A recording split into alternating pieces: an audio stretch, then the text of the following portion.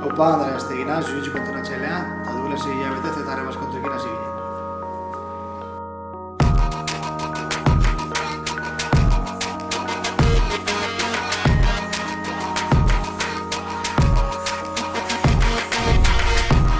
Zetare Baskontuekin helburua Durangaldean jiu-jitsu talde potente bat sortzea da.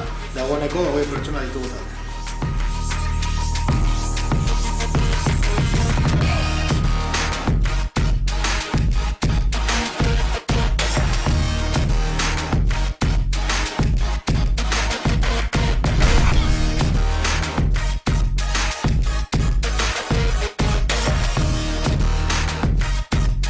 Zetare Baskontuekin, etorri eta probat.